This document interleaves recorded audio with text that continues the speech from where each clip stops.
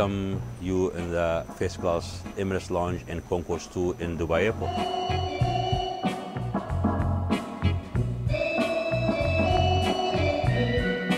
In true Dubai style, the new first-class Emirates Lounge here at Terminal 3 is big. Over 1,000 square metres of luxury and calm away from the bustling atmosphere in the rest of the terminal. The airline says it spent just over $90 million on building and upgrading lounges since 2005. And it's not the only carrier to be spending heavily on a part of their operation the majority of their passengers never get to experience.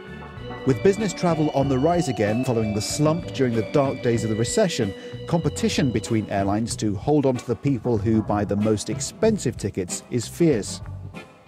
It's really important, if they're going to attract the top business class flyers, to have some way of looking after them while they're in the airport. Perhaps once you could go walk straight into an airport and be out of there in half an hour.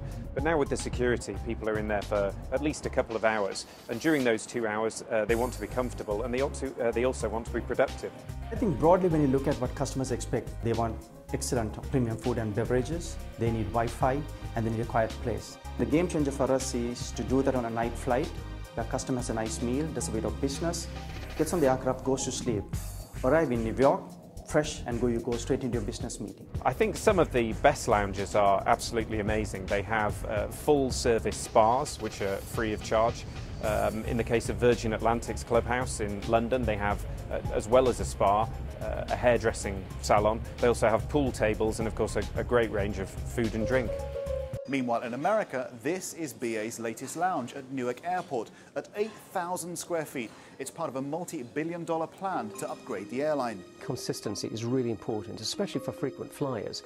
You know, these are the guys who fly with us maybe 40, 50 times a year, and they know exactly what service they're going to be getting at every stage of the process, but also working with our design team so that we've been working with sort of designers like Osborne and Little to make sure that we'll get the same kind of fabrics. We wanted to be much more contemporary, more welcoming, and a much more sort of refined British product. Often when you're in a lounge, you look around and think, how can all these people be flying business class? There aren't enough seats on the plane. In fact, a lot of them are flying economy. They're just flying on fully flexible, expensive economy tickets, and they'll, as a result, gain access to the lounges. If you're trying to get into a lounge without a premium class ticket, then airline loyalty is your lifeline. If you sign up to an airline's Air Miles program, the trick is to try and stick to flying with that airline as much as you can. Then you'll travel up the reward ranks, and many airlines now offer free lounge access once you've reached a particular membership tier, even if you're flying with them in economy. You can't let everybody in because otherwise there's no cachet attached to it.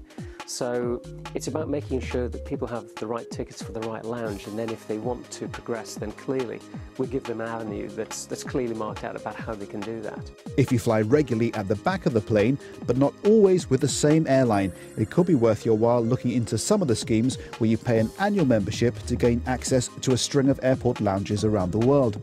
Great news if you know you'll be travelling a lot over the next 12 months, but a possible false economy if you don't.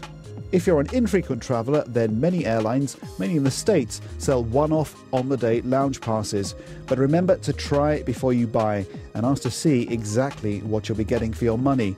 And it's also worth remembering that several credit card providers reward their high-value customers with free lounge access at selected airports. So check the small print next time your statement arrives.